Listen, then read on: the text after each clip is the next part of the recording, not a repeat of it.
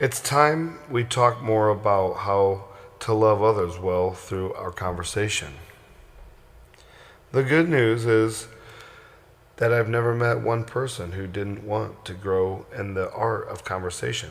Think about the feeling of warm connection after a truly great conversation. That is the most greatest feeling, is it not? I love that. Like when you leave wherever it is that you had this wonderful conversation, like the feeling inside of you of warmth, love, cheer, and just divine connection. When was the last time that happened to you? How would your friends, coworkers, spouse, children, or others in your life rate your conversational skills? Wouldn't you enjoy knowing what questions to start and then continue asking to arrive at a place of meaningful conversation? Or think about those stall, awkward encounters when you simply don't know what to say in a conversation. We all have those, right? How would you like to never have to endure that nervous silence again? Please, yes, teach me. This book is your guide to have better conversations, whether on a first day in line at the grocery store or with a friend or spouse you've had for a long time. Heather Holleman spends most of her time thinking deeply and studying the research about helping others connect well. In her college writing classroom at Penn State, Heather has become known for building authentic community through strategic questions for over a decade. The epidemic of loneliness on college campuses, Heather knows that connecting people through meaningful conversation serves as a timely intervention. Don't be deceived by the seemingly simplicity of this book. Heather combined her expertise in rhetoric, study of social science research, and carefully thought through biblical theology to write each sentence. With her expertise, she offers us this book as a conversation toolkit. This is the practical book we need to dialogue what's going wrong in our conversations to then repair and enliven them as our happiness and the success of our marriages, family and work relationships, and friendships depends in part upon connected conversations. Heather's book provides the foundation and skills to talk to anyone in meaningful and mutual beneficial way. Much like the five love languages, which offered readers five ways to express love to others and understand their own love language, which I am the babbling brook, y'all. The six conversations gives you six categories of human connection and conversation you can immediately implement in any conversation. As loneliness increases and division runs rampant in our neighborhoods and churches, the book offers fresh hope that we can love each other again in our conversation. Gary Chapman, PhD, author of The Five Love Languages. Thank you guys again for listening, and hopefully you'll enjoy the six conversations, and hopefully you'll run out and buy it and support Dr. Heather Holleman because she took the time to put all of her rhetoric in here, and we need to be out there supporting her. You know what I'm saying, peoples? The first chapter is the introduction, is a conversation revival. The best of life is conversation. Ralph Waldo Emerson. The book reflects one of the deepest passions of my heart to connect people in loving community.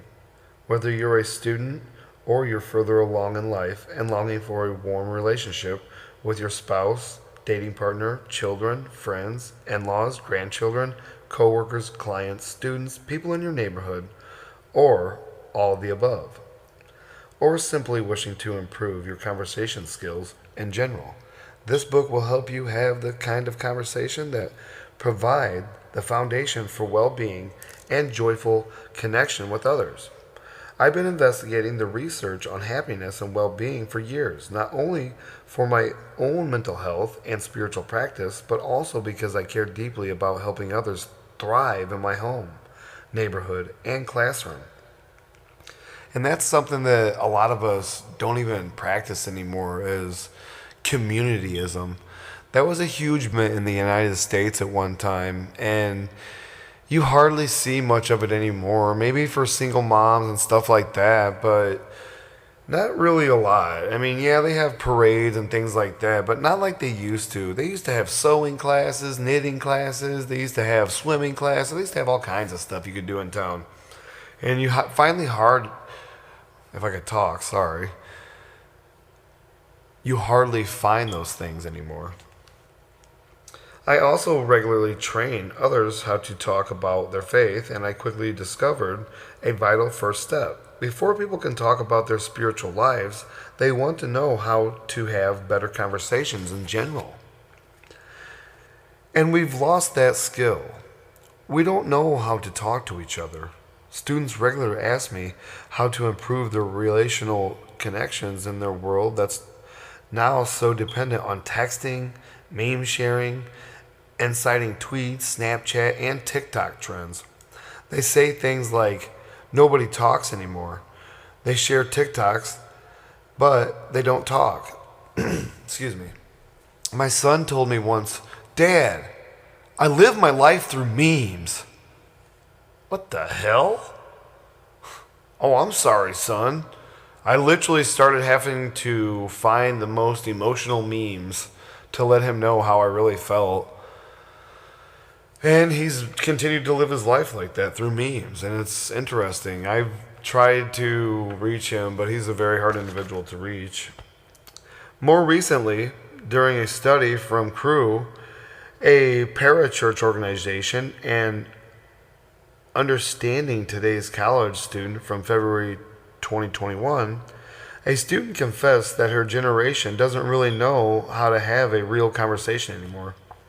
Every semester at Penn State, dressed in my signature teaching outfit of a cardigan, plain t-shirt, black pants, and burgundy loafers, I stand in front of my advanced writing students after sharing the astonishing results of the study of adult development, after referred to as also referred to as the Harvard Grant Study, the longest research study ever conducted, and it's still ongoing. This research aims to answer a question we all care deeply about. What is the single most contributing factor to a happy life? What do you think it is? Do you ever sit in just silence and picture who's in charge of your happiness? Each one of us should wake up every day and say to themselves, I choose to be happy today. In such a cruel world with threats of war, with cyber attacks, with people struggling to pay their bills, so many illegal immigrants, all of our tax money going to pay illegal immigrants, and they can't even help hurricane victims now. It's so sad. But how do you have conversations about that stuff? Take a moment to think about that. It's really something to dive into. Conversation. How do we do this? I pause and adjust my glasses.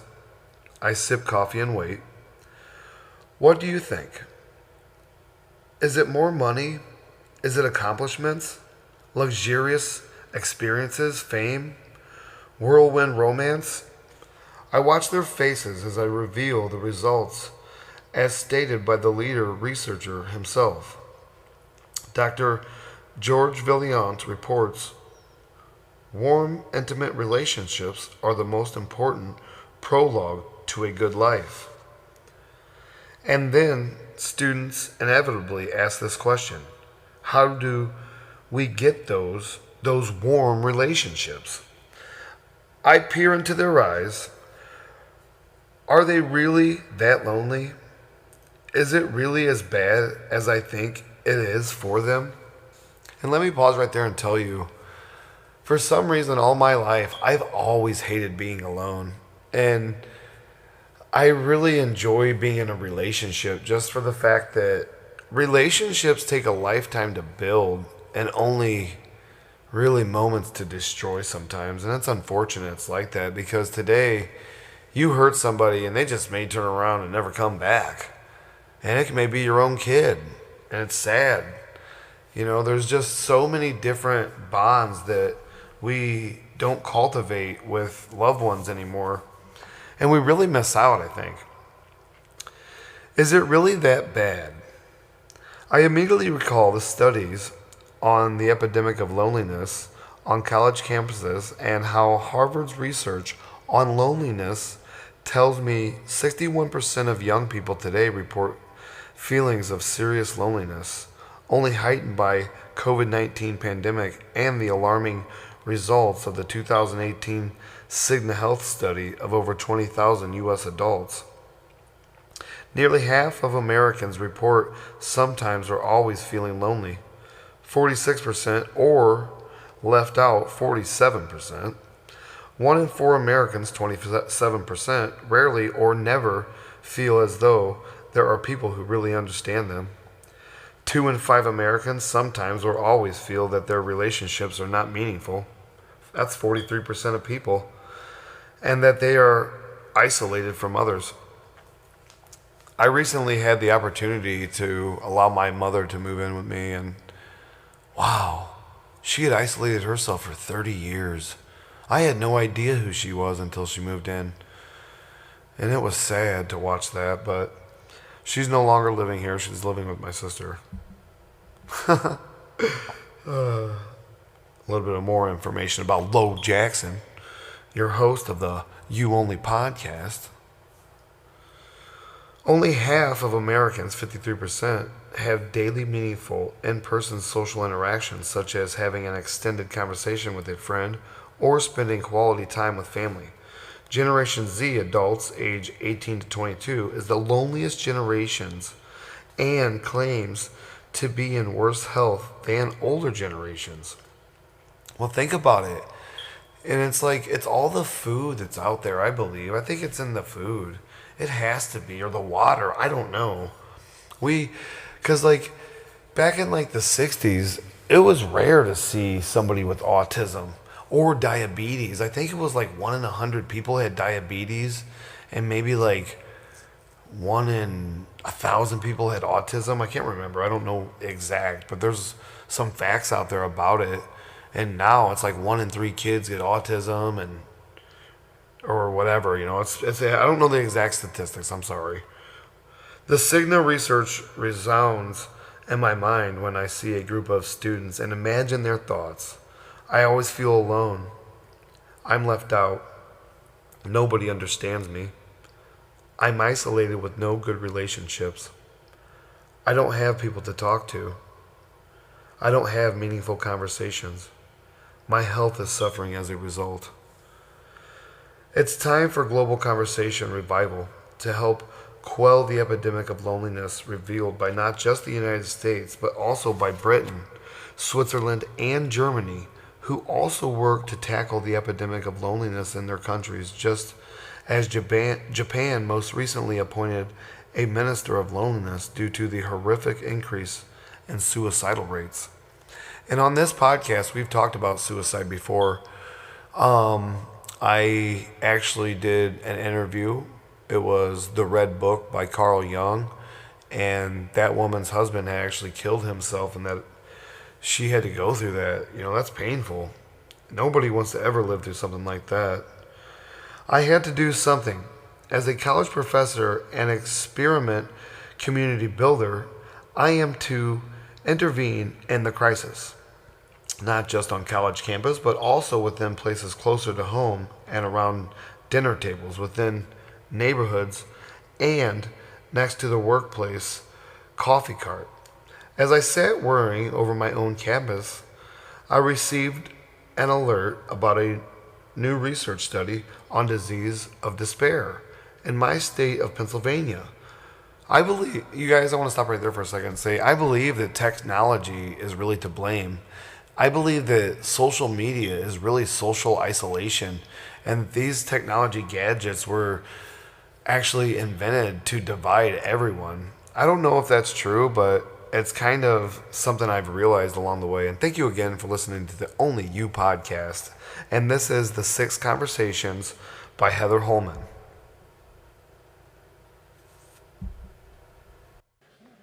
Tens of thousands of people have been researched, and they've been asked the same question. What's the fundamental objective of your life? Not your goal, not your striving. What is it that you live for? And what we find around the world is 80 to 90% of people say to be happy.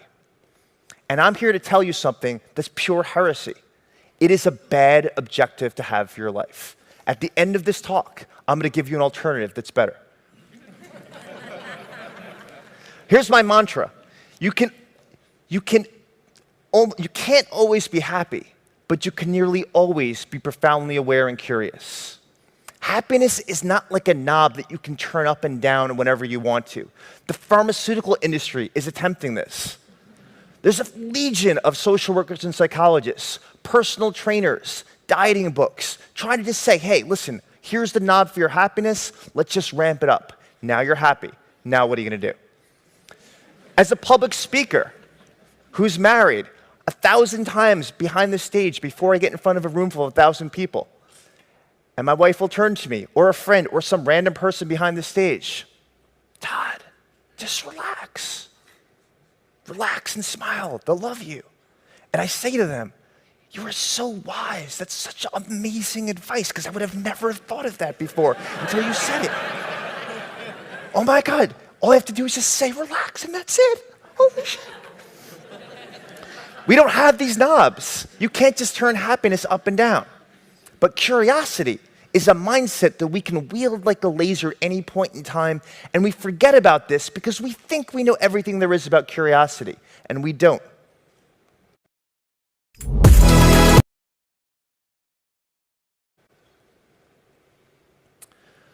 So forget happiness for a second. Can curiosity help us become psychologically flexible? Now that's a jargony term from somebody who's been studying well-being for 15 years and has been a psychologist for 15 years. So let me break this down by focusing on the opposite of being flexible.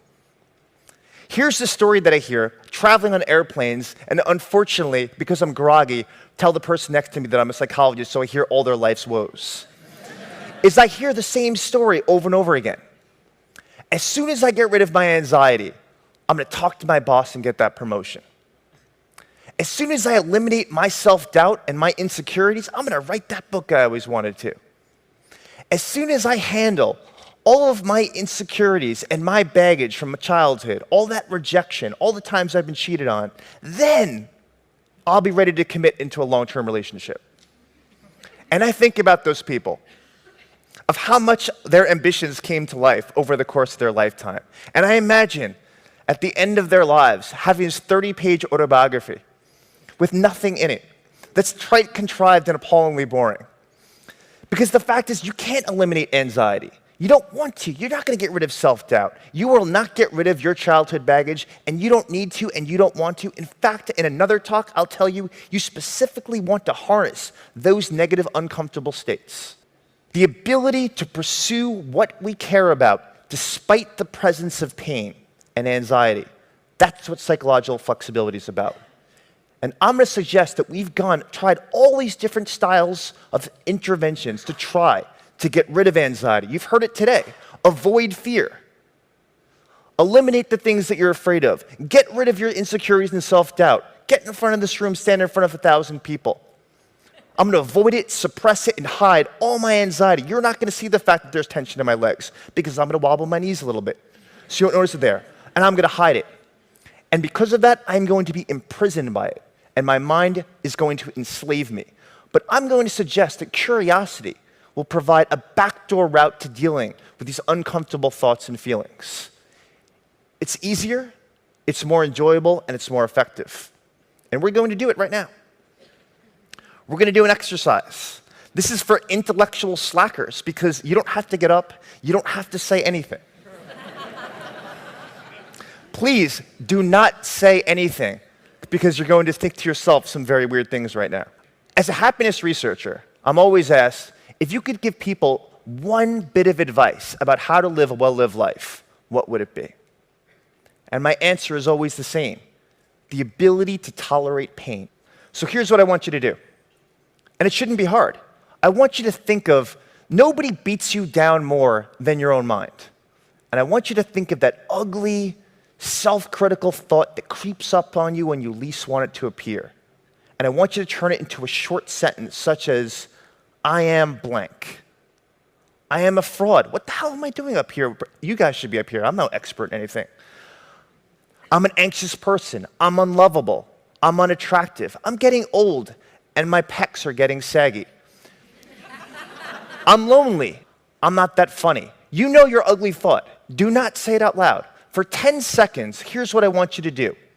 In a short sentence, I am blank. I want you to marinate in it. Bathe in that ugly thought. Do not challenge it. Sit with it for 10 seconds.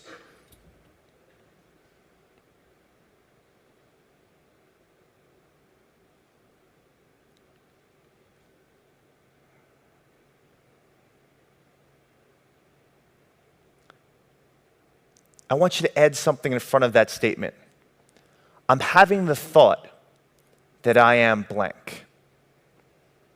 And I want you to slowly say that to yourself for 5 seconds. I'm having the thought that I'm unattractive. I'm having the thought that I'm not interesting. 5 seconds, really slowly.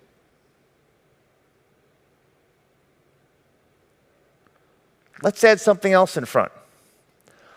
I notice I'm having the thought that I am blank. I notice I'm having the thought that I am blank. Slowly for 5 seconds.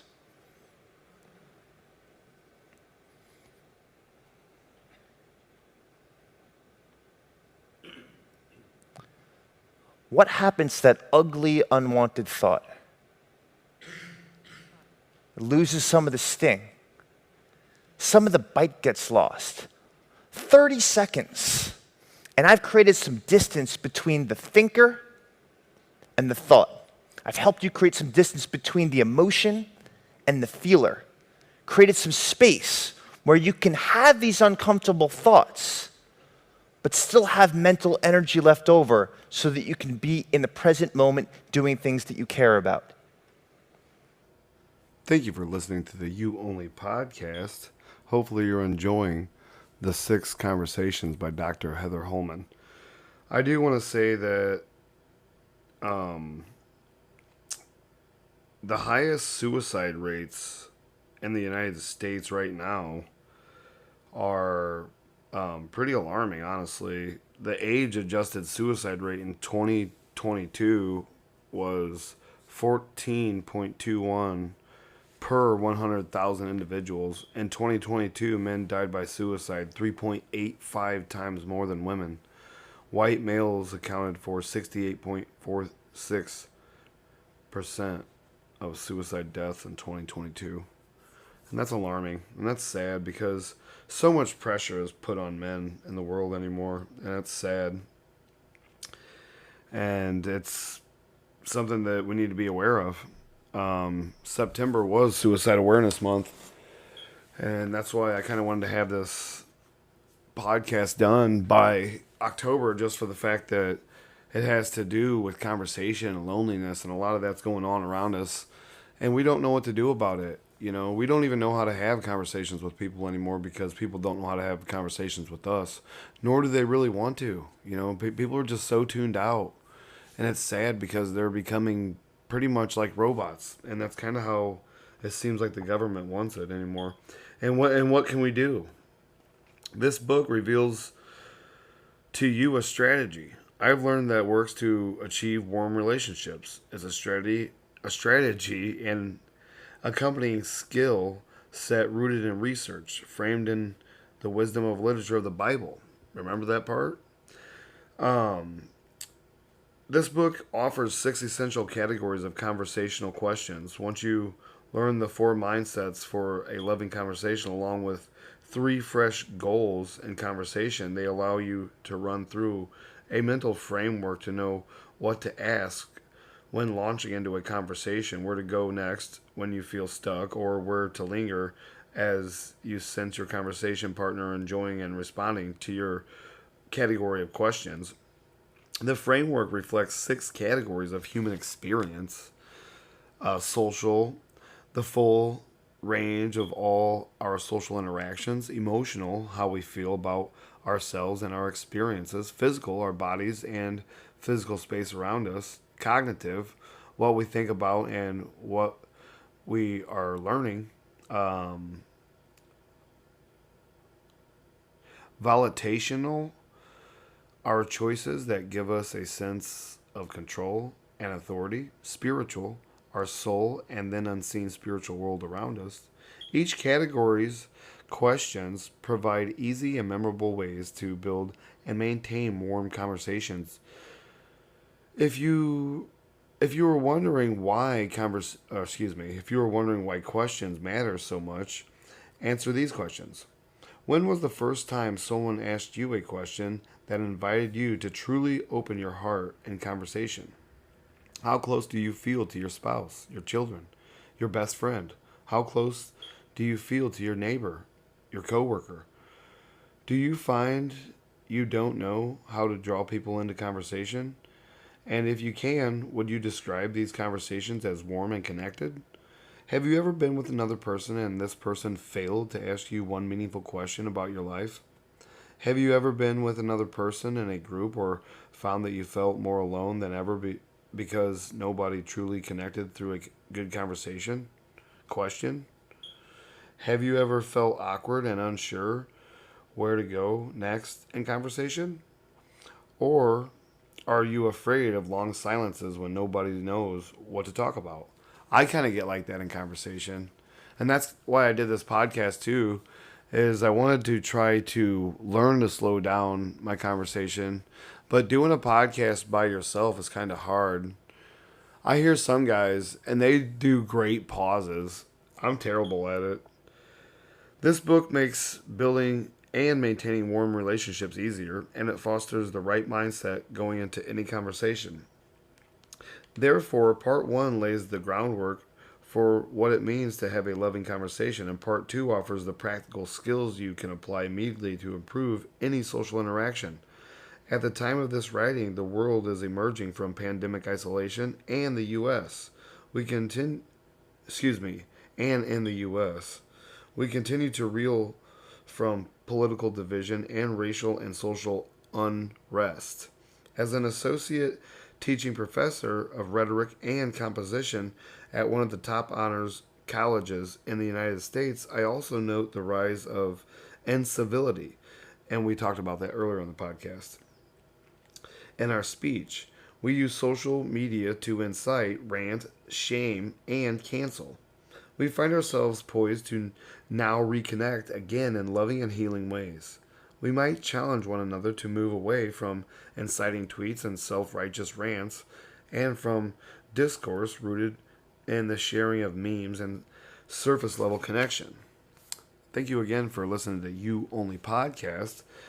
The four mindsets of loving conversation. You can't hate someone whose story you know. Margaret Wheatley.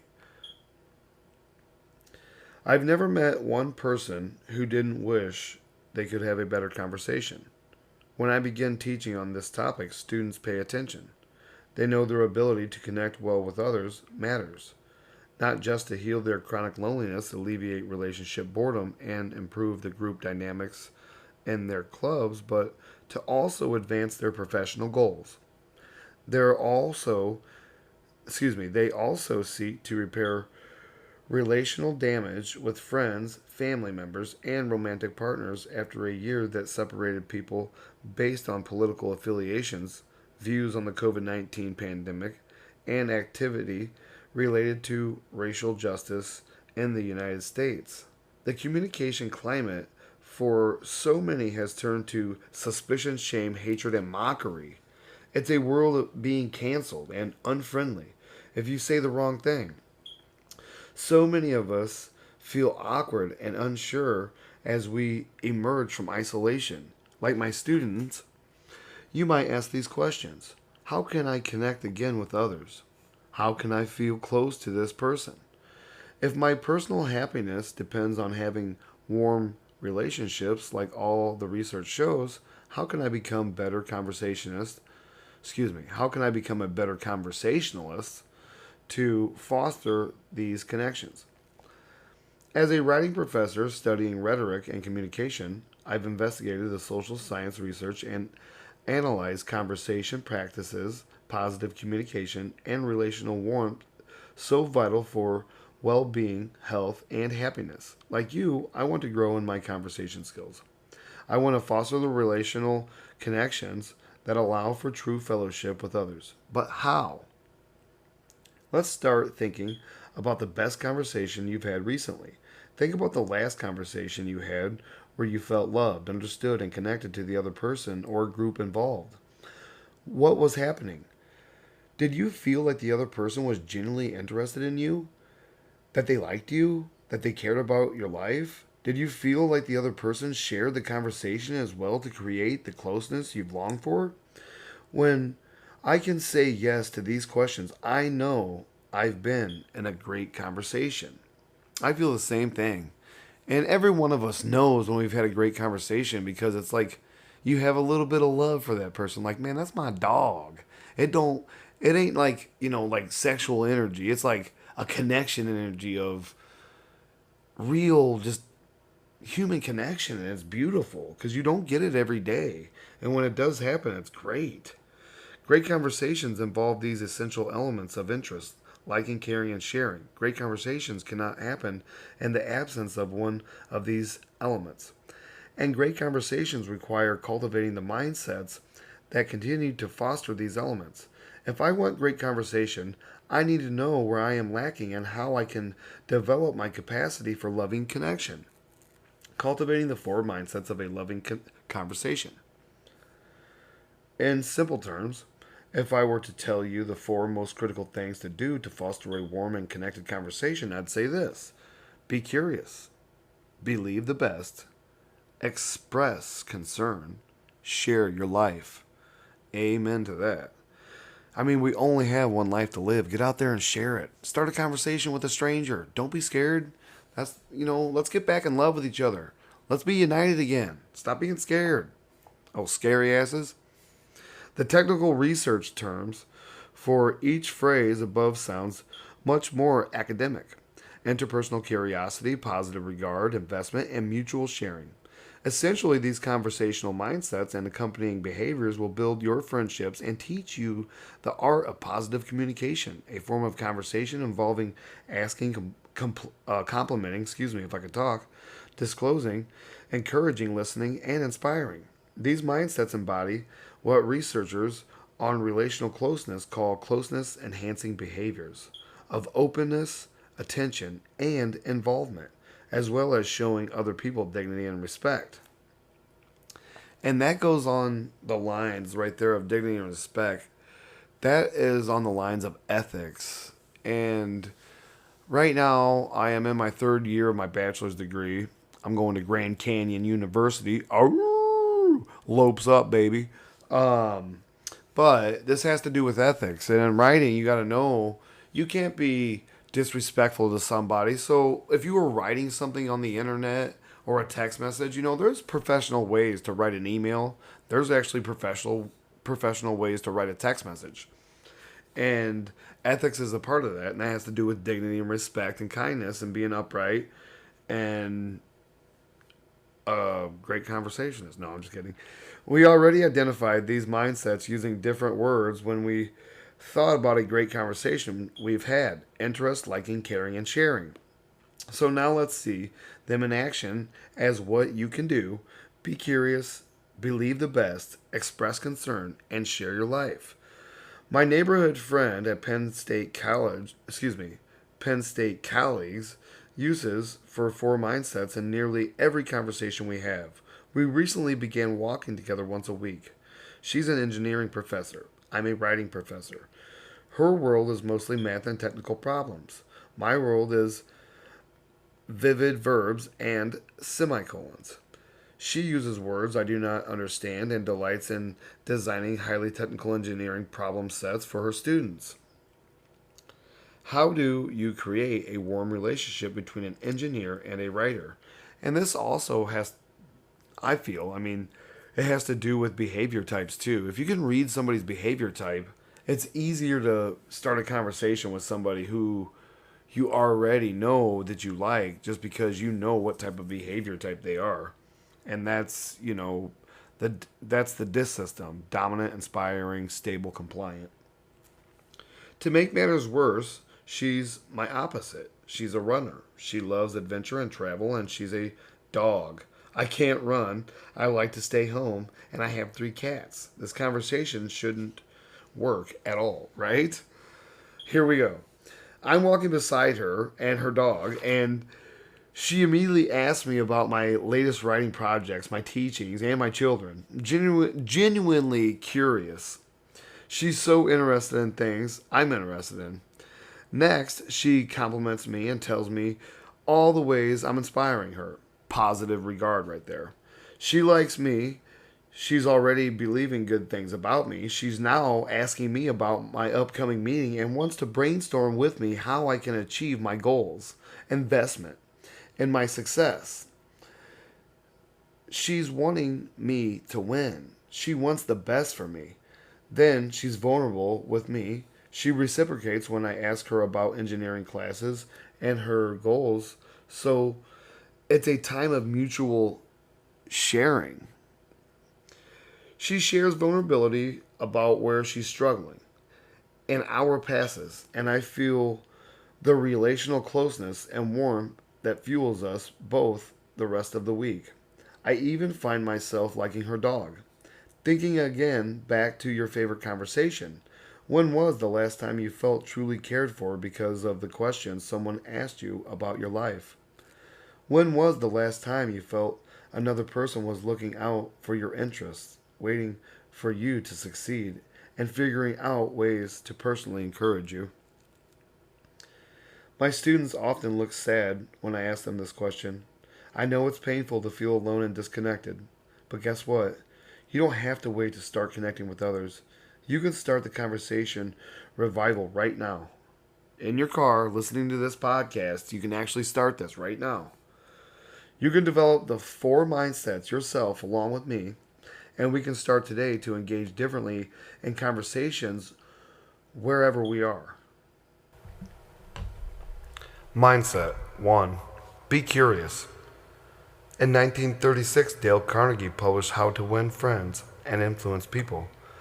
I did that podcast here, and you can go back and listen to it anytime you want to. A book selling over 30 million copies to become one of the best-selling books of all time. Carnegie claims something so simple about how to make lasting friendships. Be genuinely interested in other people. He famously wrote, "You can make more friends in 2 months by becoming genuinely interested in other people than you can in 2 years by trying to get other people interested in you." Simple enough, right? I recently asked my teenage daughter if she has any friends who ask her about her life and seem to care about what happens to her. She talks about how rare this is, how nobody ever asks her questions about her life, and how in a school of over 2,500 teens, she could only name one person who asked her personal questions. I then asked my college students the same question, and one student cried. When I'm out with friends, they never ask me one question about myself. The class nodded in agreement. In my classroom, we talked about the epidemic of loneliness, especially in teens and college students, and how disconnected everyone feels. Young adults, for some reason, to be curious about them, to draw them out and try to connect deeply through through good questions. But instead, most people in their lives stay self-absorbed and self-involved. Because, it's crazy that they said that. Young adults long for someone to be curious about them, to draw them out, and try to connect deeply through good questions. When was the last time somebody actually asked you a good question? A good question is, how are you feeling? Mentally, seriously. Like, are you really all there? Is everything great? Oh, yeah, you're going to lie. And that's what people do. They always have that fake it. Oh, yeah, I'm good, man. How's it going? Every time I say I'm good to somebody, in reality, I have this pain inside my heart that it just hurts to even say that because it's a lie. And I know you do too. It's normal. But this book tells you how to get past all that and have a great conversation. When we get together with friends, besides talking about the news or the weather or simply monologuing about work or children, rarely will someone ask a good question about our lives. It leaves so many of us frustrated, isolated, and empty after spending significant amounts of time in meaningless interactions. If only we could foster curiosity about one another. If I could pick the essential character trait for my children and students to develop, I'd choose that of curiosity. In fact, I also talk to both my undergraduate and graduate students about developing curiosity as a key professional skill.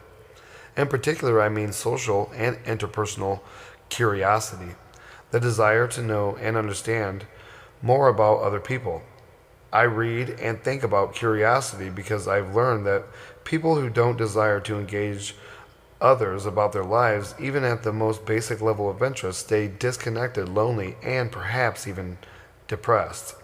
Psychology researcher Todd Kashdan feels so strongly about the value of interpersonal curiosity that he called it the secret juice of relationship. In fact, Kashdan argues that if you take the fundamental things that people tend to want out of life, strong social relationships and happiness and accomplishing things, all of these are highly linked to curiosity.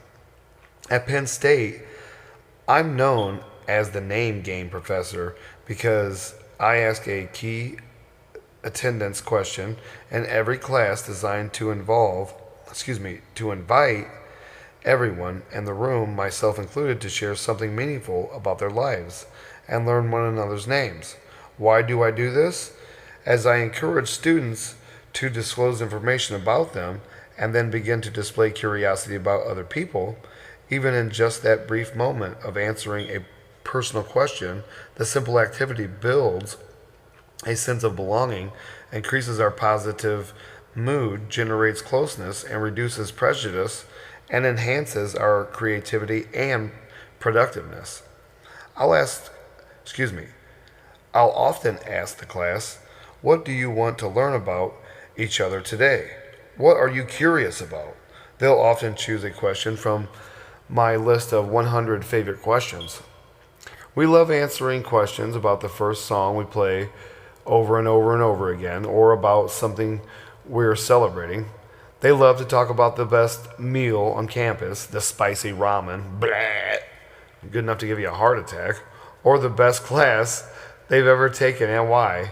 Even questions like, what are you looking forward to? Or, what are your weekend plans? Inevitably invite follow-up questions rooted in curiosity. How did you get those tickets? How did you become interested in that? Who else goes to that event with you? Yes, these are the questions we need to be asking each other. And we need to be cultivating relationships more often because isolation is one of the most deadliest things. If you think about it, like all of our systems are designed after our military. Think about nursing homes. My grandma was in the nursing home and I hated going there because it was like a prison. I would go in there and ask her, so Granny, what have you been doing in here today? And she would say, oh, hon, you know, just watching people come to work and go home. Bless her little heart. Becoming more curious. If you scan the research articles in both psychology, social science, and neuroscience, you'll learn about the scope and benefits of becoming a curious person. Leading researchers on curiosity, Todd Kashdan, explains curiosity like this. Curiosity's intermediate function is to seek out, explore, and immerse oneself in situations with potential for new information and or experiences. In the long term, consistently acting on curious feelings functions to expand knowledge, build competencies, strengthen social relationships, and increase intellectual and creative capacities. Essentially, curious people desire new information about others. They believe they will learn something important or meaningful. But how does one develop curiosity? How do we leave our homes to engage well with others about their lives? 1. Get excited about all you'll discover. Socially curious people love learning about other people because they believe other people possess rich treasures of experience, insights, and wisdom to offer in conversation. But you have to be careful to actually fact check what they tell you to make sure it's real, true information. When we allow ourselves to feel curious about other people's lives, we essentially believe that we will discover something meaningful and valuable from this interaction. Additionally, a curious person often has a humble, teachable heart, a heart set on discovering more about the person before them who is made in the very image of God. Imagine the person in front of you will offer wisdom and perspective because of their unique point of view. Psychologist and educator Mary Pfeiffer reminds us how another person's individuality is a tremendous gift to the world because it is one of a kind point of view on the universe. Even more, consider how other people are hiding a treasure within them. It's our job to unearth that treasure, whether the treasure is how they see their world, what they know, or simply who they are in all their radiant beauty as a child of God. What if you learn something that might change your life? What if they say something that unlocks a mystery for you? What if this person is the next step on your journey, or vice versa? What if together you make a connection about something you would never otherwise have known? Sometimes I picture two people coming together in conversation like it's a chemical reaction. Something amazing will happen in that moment. Some things about to catalyze. 2. Invest in your own well-being. As it turns out, curious people maintain high levels of well-being, and curiosity serves as a key ingredient in a pleasurable and meaningful life, as reported by Todd Kashdan and his research in an article titled Why Curious People Have Better Relationships. UC Berkeley reports how curiosity helps us deal with rejection, makes us less aggressive, and helps our social life. I've heard someone say, it's hard to be mad and curious at the same time. I thought about this statement when I received an angry phone call from someone of a different political position who wanted to complain to me about all the people who disagreed with her. Instead of being riled up and letting her comments fuel my anger, I said, I'm so curious. Tell me again the story of why you're so angry. Remind me why this issue matters so much to you. Curiosity protected my own emotions in that moment and saved me from saying things in anger I might regret. Thank you guys again for listening to the You Only podcast. It's been a pleasure. I hope you have enjoyed the 6 conversations. I think you should go out and buy it because this episode is slowly coming to an end. Let yourself even fall in love. Using questions fueled by curiosity will build connections to others. Often the immediate results for not only friendship but also romantic connections. Perhaps you've heard of the famous New York Times article published in Modern Love called To Fall in Love with Anyone, Do This. In this essay, author Mandy Lynn Catron references relationship scientist Arthur Aaron's study of how to make strangers fall in love using just 36 questions. Dr. Aaron succeeds in generating relational closeness in lab setting in only 45 minutes because of how the questions invite self-disclosure. You can read Dr. Aaron's list of questions in Modern Love. My favorites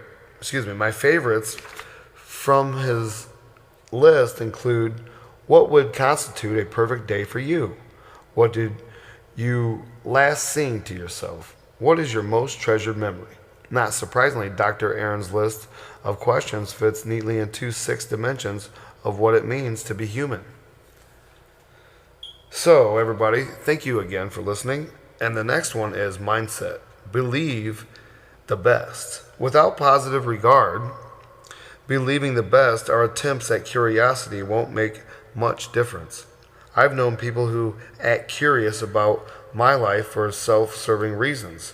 They want morsels of gossip or ways to trap me in opinions they want to disparage, or just run through a list of questions because they are trying to connect out of duty or because it feels like a good leadership skill to ask a good question. Worse, I know they don't necessarily like me or wish to warmly connect. They want they want to talk for argument's sake. But when someone asks questions rooted in genuine interest from a position of love and respect, I love to open up to this person. My marriage, parenting, and teaching rest on the foundation of this positive regard. A term I borrowed from psychologists, in particular Carl Rogers, who believed that the best way to help people is to first accept them just as they are without trying to change them, judge them, or shame them. He noticed incredible transformation in clients when he simply said, I accept you totally. In simple terms, positive regards means you position yourself to respect, admire, like, and enjoy the person with whom you're in conversation. If you start from that point, you'll find that conversation blooms. People want to share their lives with you. They feel safe, understood, and cared for. Positive regard changes conversation, and it changes people within those conversations. Research studies even suggest that positive regard from coaches and teachers creates more confidence and more motivation from athletes and students. Positive regard helps others preserve through difficulty and perform better. Again, thank you guys for listening to the You Only podcast, and this has been The Six Conversations by Heather Holleman, and the foreword was by Gary Chapman. Thank you again for all your support. Thank you for following me. Thank you for listening. I know it's been a while since I've done a podcast. I'm going to try to get back into it. Thank you for listening, and thank you for sharing me.